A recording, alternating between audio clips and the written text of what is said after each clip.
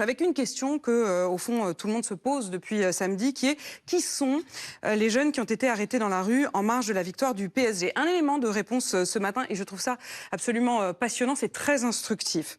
Hier, nous avons reçu Hugues, 23 ans. Il a été arrêté samedi soir dans la rue, gardé à vue. D'après les éléments donnés à l'audience, il était casqué, en train de faire des tirs tendus de mortier d'artifice vers les forces de l'ordre. Jugé en comparution immédiate ce mardi pour participation à un groupe en vue de commettre des violences. Il a été condamné à 4 mois de prison avec sursis. Le procureur avait requis 1 an de prison avec sursis. Notre équipe sur place a assisté à son jugement, lui a proposé, comme à d'autres condamnés d'ailleurs, de répondre à nos questions. Et il est donc venu sur notre plateau, ici même, hier matin. Hugues, ici, a donné sa version et vous avez pu l'entendre. Il est donc l'un des visages de ces individus interpellés en marge de la victoire du PSG. Et c'est ça qui est particulièrement intéressant, c'est de regarder son profil. Ce qu'on avait, nous, hier, comme élément, c'est ce qu'en avaient donné les magistrats. Les magistrats, hier, ils l'ont désigné, lors de sa comparution, comme étant étudiant en mathématiques, sous contrat avec le ministère de la Santé. Quand il est venu s'exprimer hier, on a perçu derrière son discours un éventuel activisme. Et je lui ai d'ailleurs plusieurs fois posé la question. Je lui ai dit, mais Hugues, vous êtes militant. Ce à quoi il m'a répondu, non, non, pas du tout. J'ai reposé la question, non, non, pas du tout. Je lui ai dit, mais alors vous êtes peut-être membre d'une association? Non, non, pas du tout.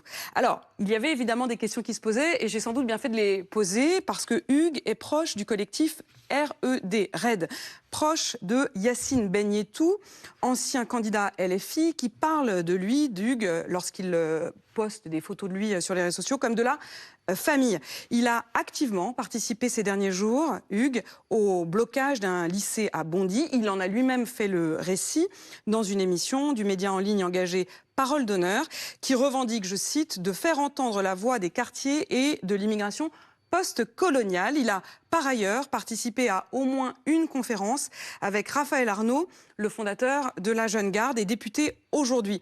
Il a bel et bien été arrêté dans la nuit, dans la rue, la nuit qui a suivi la victoire du PSG. Il a bel et bien été condamné. Il nie, lui, avoir visé les policiers, mais il a reconnu hier devant nous qu'il avait effectivement un mortier. Il dit, mais moi, je pensais que c'était pas interdit. Et il dit d'ailleurs, j'appelle ça, moi, des feux d'artifice. Il est l'un des visages de ces interpellations. Et je voudrais ajouter aussi que Hugues, il apparaît sur les réseaux sociaux avec un bonnet de l'OM, de l'Olympique marseillais. Mais oui, Laurent. On peut donc aussi poser la question, et c'est très important, je trouve, journalistiquement, parce que c'est la question au fond que se posent les journalistes, les sociologues et même les politiques, les Français d'ailleurs, la question des motivations à la participation aux émeutes de samedi soir. Est-ce que c'était pour fêter de manière bonne enfant la victoire de son club de cœur, le PSG? Ça participe évidemment à la question du pourquoi. Pourquoi était-il dans la rue samedi soir? Qui nous parle? D'où et avec quelle intention?